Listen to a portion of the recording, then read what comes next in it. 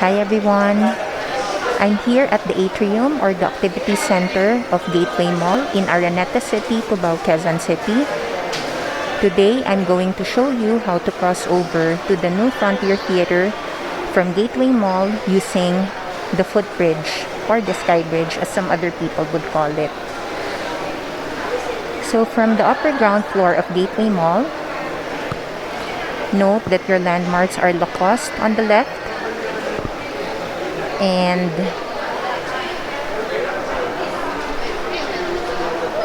Toys R Us pop-up store to the right. Follow that corridor and just walk straight.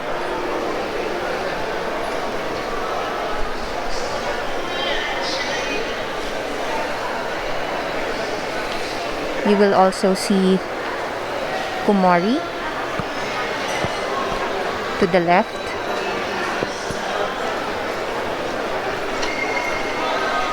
And Marks and Spencer here on the right.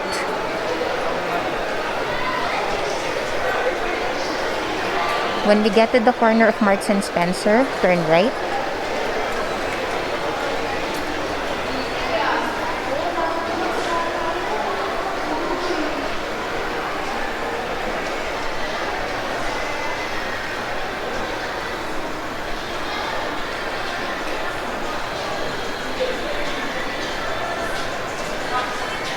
And when you reach the corner, over at the other side is Mango.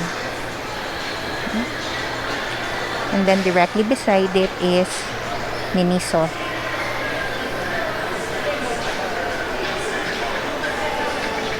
So this is the path we want to follow.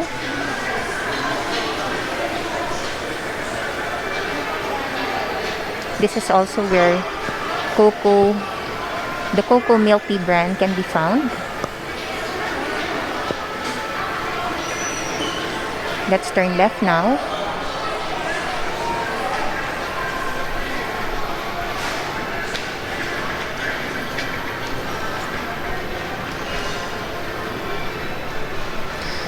The store on the left is still Miniso.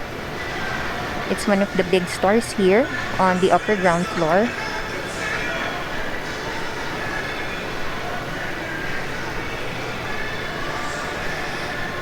And this is Macau Imperial Tea on the right. Turning back, this is now the ramp on the way to the footbridge. As your guide. So just go up the ramp all the way to the end.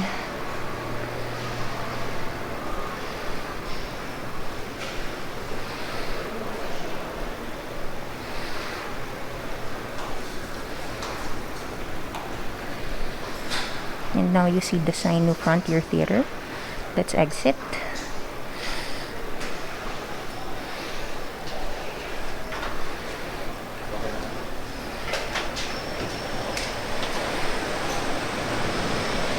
So depending on where you're going, if you'd like to head to the Shopwise area, you turn right from Gateway, the Gateway exit. And to the left if you want to go to the Manhattan Parkway condominiums up ahead. And your landmark here is the Isetan Mall outside.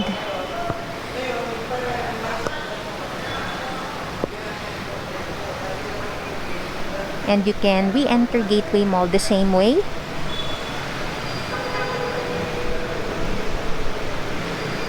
So let's just see. You can also go down to the street using the stairways here, which will now lead you out to the other establishments around the New Frontier Theater. So when you turn left, you will now be going to the direction of the Araneta Smart Coliseum up ahead. As I conclude the video here, I hope you found it helpful.